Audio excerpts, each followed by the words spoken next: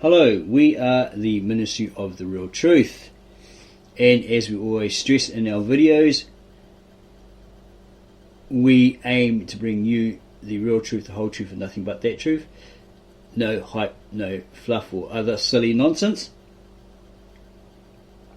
And we have set up different policies, like honesty is our best policy and so forth, and we like to stick to our word, honour our word, to be honourable, and bring that real truth, again with no hype, fluff or other silly nonsense. Because we believe that if you tell a lie, then you have to tell another lie to cover that lie, and then tell another lie, and another lie, and another lie to cover all those lies, and then sooner or later you get caught out, and you deserve to be called a liar. Okay, this video is in response to all the comments thrown at us by the numerous naysayers, those God botherers, or those bothered by God, atheists, and those we deem trolls. Today let's use logic and common sense while striving to stay within the realms of reality in order to answer all those naysayers' comments, assumptions, etc. thrown at us as truth yay-sayers, so to speak. This video is aimed at those who have also come at us via the comments, chat rooms, religious chat rooms, etc., saying we are talking nonsense, be it according to common sense, logic, reality, or their particular choice of religious tradition, or the church they belong to, or religion, one of the three major religions. Yeah, saying that we are talking nonsense, and then insulting other religions like Islam with their biased statements that we are talking as nonsensical, as silly as Islam does. Okay, we don't like that sort of thing. Okay, they have their belief they cling to, etc., etc. They don't deserve that kind of unjustified bias and insult. So again, let us remind you that we are working long and hard to bring all the real truth, the whole truth, and nothing but the truth, without the hype, fluff, puff the other major religions may bring you, or bring all, as constantly stressed by many naysayers, atheists, etc. There is a lot of misinformation, disinformation, etc., said to be the 100% established facts, etc., etc., proven to be just total lies, fabrications, or completely false. These people we're referred to coming at us perhaps have a hidden motive or an agenda, or just simply propagandists or trolls. They like to argue with someone, right? They often take all we say out of context, often deliberately, and then deliberately twisting all we've said, trying to trip us up, perhaps because they don't have certain words defined, or they have misunderstood or misunderstandings of those words used in our videos, throughout our videos, and therefore take all out of context, accidentally or deliberately. So to these naysayers, doubters, disbelievers, etc., let us bring you from time past evidence of the oral scriptures, okay, the pictographs, etc., of the numerous now long dead ancient civilizations that used them, from the Neanderthal men, the Babylonians, Sumerians, Akkadians, Neo-Babylonians, Assyrians, Mesopotamians, etc.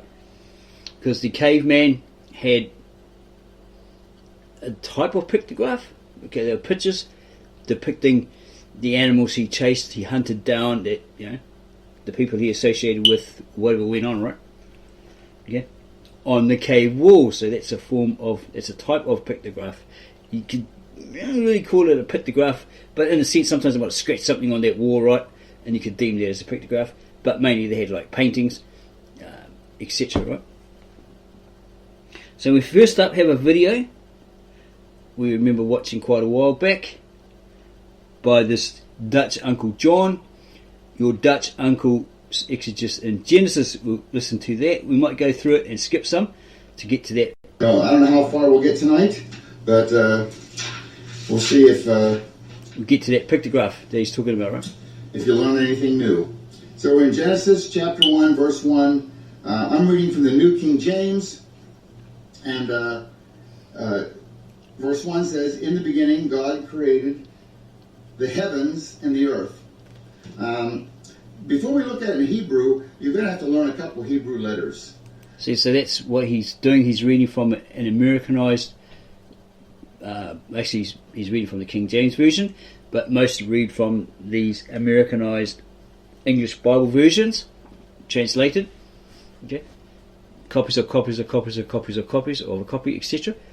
Supposedly coming from one source, the Roman Catholic monks and scribes that translated the Hebrew to Greek text into Old German and then Latin, and then it got translated into Old Middle English, and then later on it gets translated into Americanized English, okay, through the many the numerous Bible versions like the NIV, ESV, RSV, etc., etc., right, which many have today, and they're teaching from that, not knowing, teaching and preaching from that, not knowing that they were corrupted, supposedly corrupted, okay, all coming from that Roman Catholic Church through the American Bible Societies or similar, and they put out their pamphlets saying this and that all came from the Roman Catholic. The Roman Catholic was the ones that gave the Bibles to everybody throughout the world, right, etc., etc. It's like they were blessed to do that, all this sort of rubbish, okay. Yeah, and they don't realise that that's what they're actually teaching from, right? And they're teaching misinterpretations, mistranslations, bad interpolations, those filled with error, contradictions, and so forth. Okay, so that's, yeah, he's reading from the King James Version, which he's probably will sound like he's reading Shakespeare, like Romeo and Juliet speech, right? Shakespeare speech. We'll have a listen if it decides to play. And so, if I have here the whole Hebrew alphabet for you to look at, and I know it's all kind of small on the screen, but let's just take note of the different columns and what Hebrew consists of. The Hebrew alphabet has 22 letters. Okay, it goes on about the Hebrew alphabet or the alphabet. Okay, historically, this is the Tav Ivri, the original ancient, very old Hebrew, supposedly, right? That's what they always say. Oh, this is the original Hebrew, when it's not. Okay, it's possibly a modified version of the Hebrew, perhaps of the Masoretes, perhaps it is Israeli Hebrew, the Hebrew of today. Because if this was the original, ancient, very old Hebrew, the Tav Ivri, or Ivri as they claim, then it would be similar, or it would be the same as the original ancient Aramaic, okay, the sacred scribal old tongue or language spoken by God to men, to Adam and Eve, and to the men at the Tower of Babel who had that one language, etc. They were sister languages, so they were the same. They had the same words with the same meanings. Okay, one was the Aramaic, or the Assyrian was supposed to be the older sister of language of the Hebrew, okay, or the Tav Ivri. So maybe they are speaking a modern dialect, because you have to, if you have these old manuscripts, right, and nobody speaks it, it's a dead language, then nobody can translate it. So you have to use a certain system, possibly use a modern language, vernacular, root words, to be able to translate those old original ancient manuscripts, those dead languages, right, as the native born Aramaic speaking translator Victor N. Alexander did with the original ancient very old Aramaic of the Tav Assyrian. Okay, so today, if you compared the words like we did in one of our other videos, to do with God's creating act, okay, the period where He created everything, and it states in that Brita or Genesis, and that was the evening and the morning, the first eon. Okay, then down in the footnotes, as we showed, it has the literal Aramaic word or idiom, Yuma, Y-U-M-A, which when translated means immeasurable period or unfathomable period, eon, era, age, or day with a capital D, which is, it's a capital D because it's very, very different from the day that we know and use today. Okay. Other translations, be it Jewish into English, okay, or Americanized English Bibles, NIV, RSV, ESV, etc., they all say day, it's a small d, and they're referring to, when they translate it or they're teaching or preaching it, that verifies that God made everything in 6 days, right? 6 literal days, and then He had a rest on the 7th day, made that, blessed that, made it holy, all that sort of stuff, right? Okay, there's no people around until what, the 5th or 6th day, and so forth, right? Okay, so they're giving you this misinterpretation of it. So this here, supposedly being the ancient, or the original ancient Tav Ivri, or original ancient very old Hebrew, can't be if they don't, if they're both, the Aramaic and this ancient Hebrew don't match, right? They don't have similar words, or the same words with the same meanings. Okay, the differences between Yuma, Y-U-M-A, immeasurable period, unfathomable period, eon, era, age, day with a capital D, and your Hebrew word Yom, which is usually got that little d, right, they'll tell you that, that's a literal day of the week, 12 hours day, 12 hours night. Okay, they'll tell you that, right? So there's no way this could be the original ancient, very old, long dead Hebrew or Tav Ivri. Okay, maybe they're talking about the script. Okay, might be something to do with the Tav Ivri, but the language isn't. Hopefully that makes sense. Okay, so we're going to go a bit further there.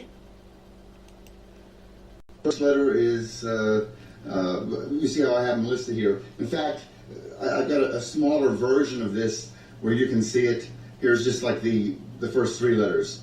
The first letter. Okay, he goes on more into detail, but here is the pictographs. Okay, there is the Hebrew, Aleph, A, which equals A, and there's the symbol. It's an ox, a picture of an ox, a rough drawing of an ox. It's a pictograph. Okay, and it means strength God. And then the gematria, it's 1, right? Okay, and then you have Bet, which is B. Okay, then you have this picture, which is tent, house. 3, Gimel, which is like a tick. Camel, it's camel or rope in the Syriac. Okay, because the what's that verse? It's easier for a camel to go through the eye of a needle than a rich man into heaven, right? In that Eastern language, the expression, the idiom, it means, it doesn't literally mean that a camel can fit through the eye of a needle. That's illogical. It's defying common sense, right? In reality, if it's true, someone out there, give me a video of an actual camel going through that small needle that you used to sew up a hole in your pants or something, right? It's total illogical, defies common sense, right? So what they were talking about was the strand of rope that they used to moor their boats. Okay, so they won't float away like we do today, big ships, whatever, right? They won't float off out to sea. Okay, so, but what you had to do was you had to unravel all this rope. You had to unravel all of it, and then you could fit that one strand to the eye of that needle. That's what it's referring to. Okay, Barbara Fiesling, I think it is. She wrote, I think the book Jesus the Man or something, and she tried to say in there, because she's supposed to be a theologian or archaeologist or whatever, right?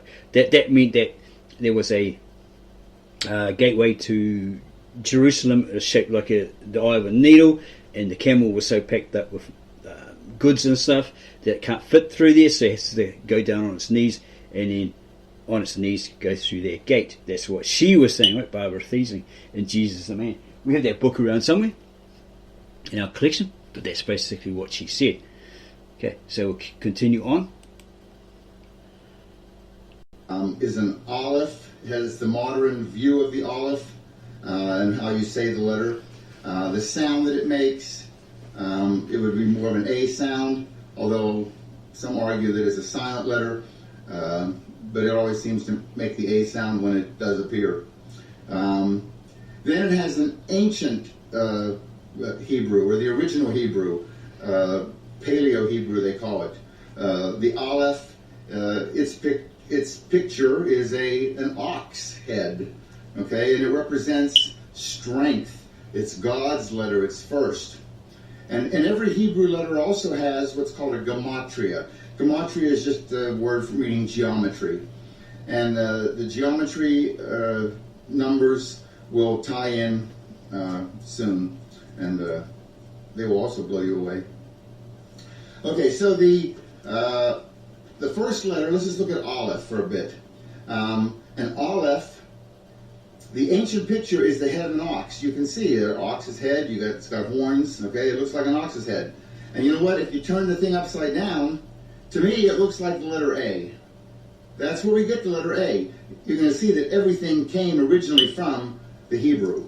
God was first. The Aleph, this is his power. He's Aleph, he's first, he's the strength. He's the ox. You get the picture. Aleph, it's the all important. And he uses Aleph to begin a lot of very important words.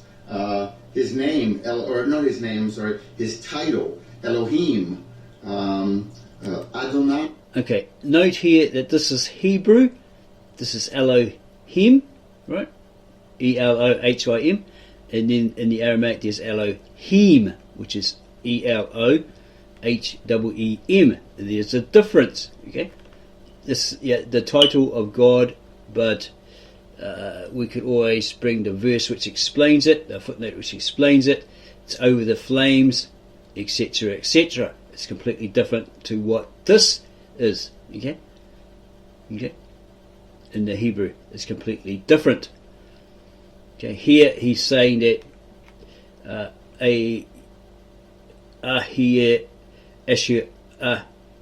here is this I am that I am, when it actually says, in translated from the original language, I am. Okay, this is just a correct structured sentence, right? Okay, so you understand it.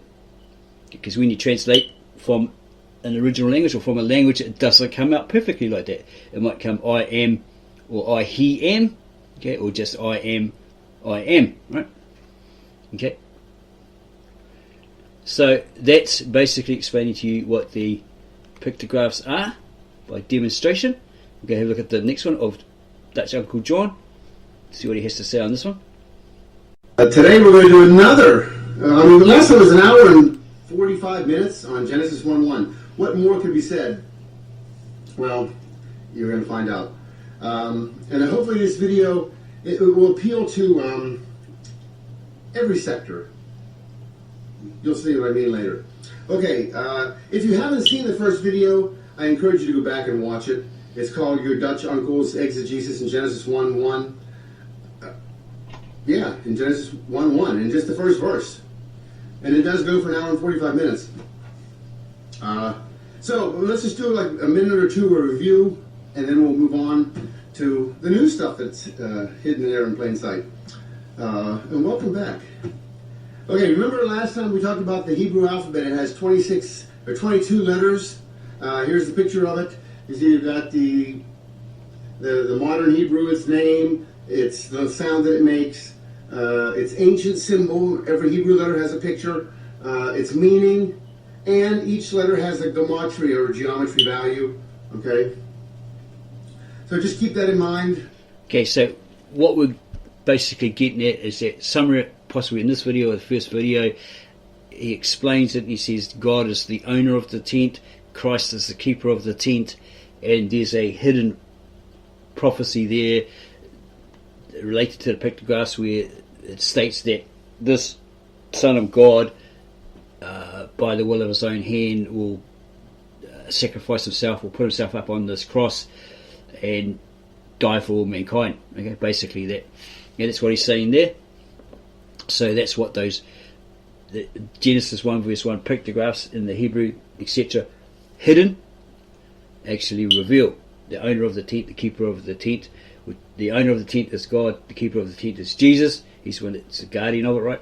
And then the prophecy that he willingly goes to the cross and is sacrificed, right, for the remissions of sins, etc., etc., right?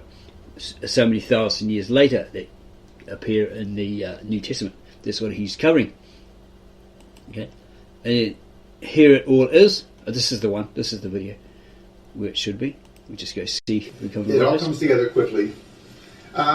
Here's their alphabet. Their Aleph is the first letter. Their Beit, Aleph, Beit, alphabet. That's where we get it from.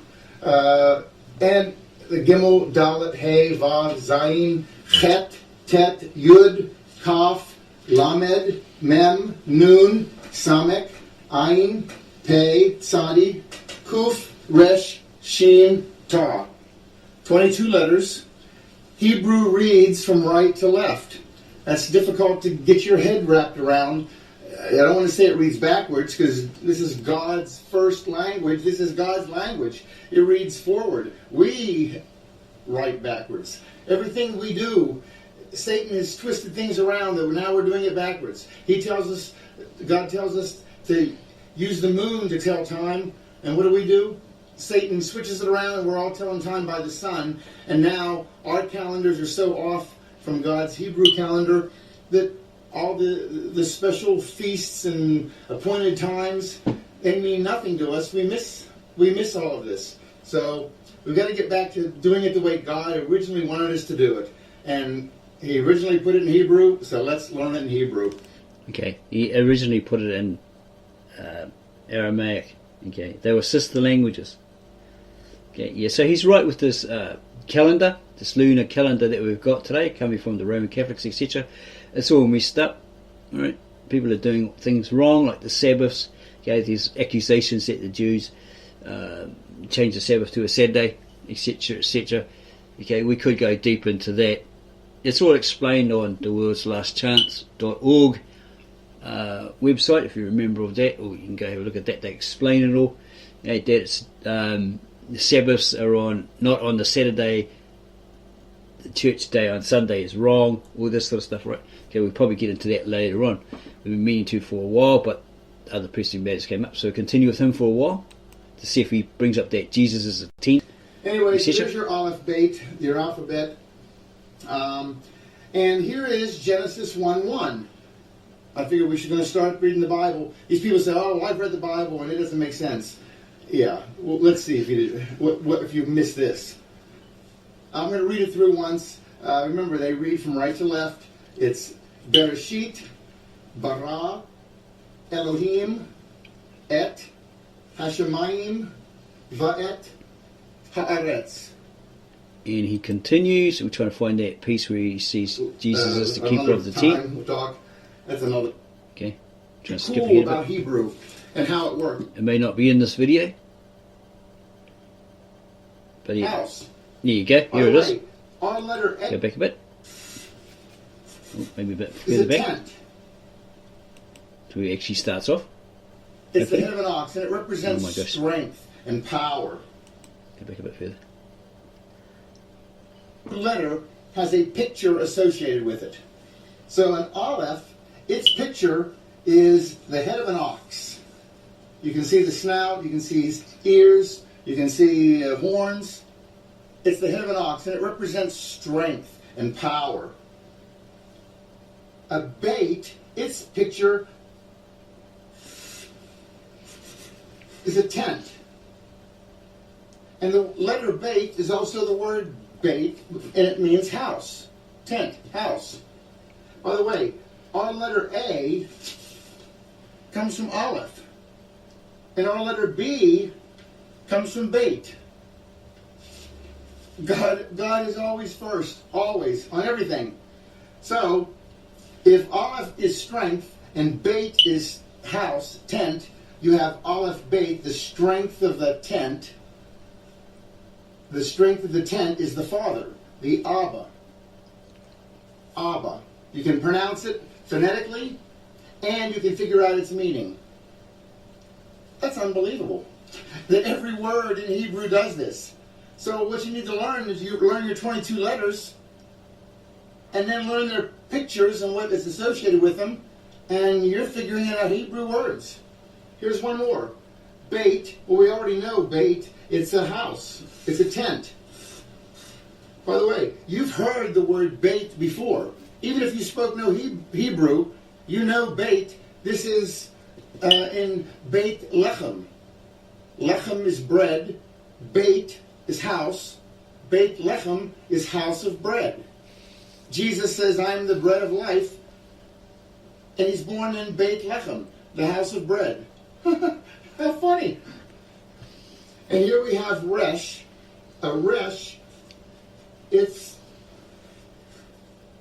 picture is a head. If you turn a Resh around and read it this way, it would be our letter R. So now here you have Beit Resh. You sound it out, bar. And what is it? It's the head of the tent. Well, who's the head of the tent? Well, in God's thinking, it's the Son.